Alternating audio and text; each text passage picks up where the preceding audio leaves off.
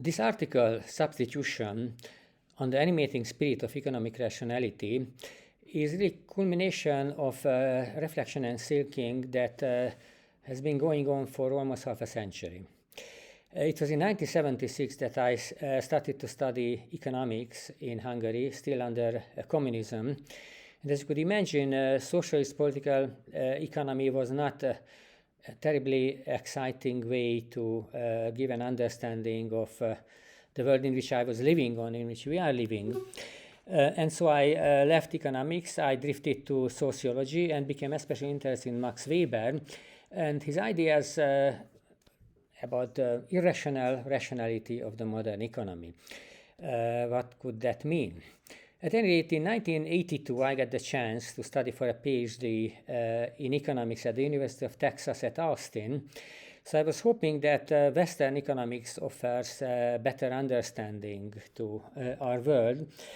But I was quite disappointed. I found that economics at best is technical knowledge about some tricks how to manipulate the economy. It doesn't offer any kind of understanding. So I returned to sociology, to social theory. I then drifted towards anthropology, using some anthropological concepts like liminality and the trickster. And it started to help for me to make sense out of economics. Economics has a set of tricks. I discovered, among others, that we don't live in a market economy, we live in a fairground economy. The economy is based on the logic of the fair and not on the logic of a market, which is best visible through the origins of the stock market. At any rate, I returned to the question of the animating logic or the animating spirit of the modern economy when I encountered the term substitution through the work of two thinkers, Roberto Calasso and Michel, who both used substitution in a fundamental way in their thinking.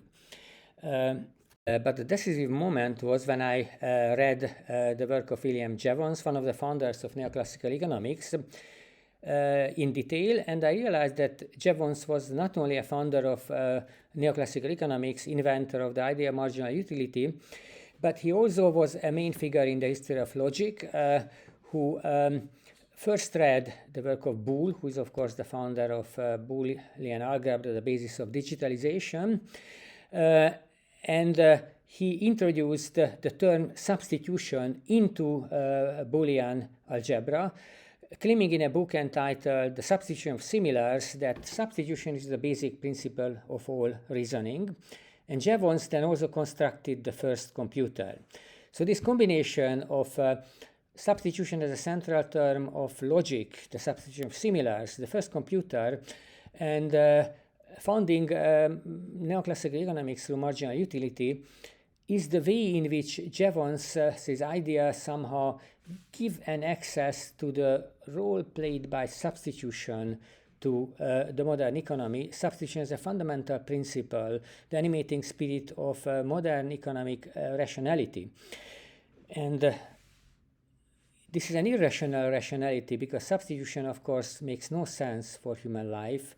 Nothing can be substituted, no human being, not a living being, even no objects which have of value to us can be substituted. So as the modern economy is basing everything on the principle of substitutability, universal substitutability, it has an absurd logic at its very core. This is what this article tries to explain. Thank you.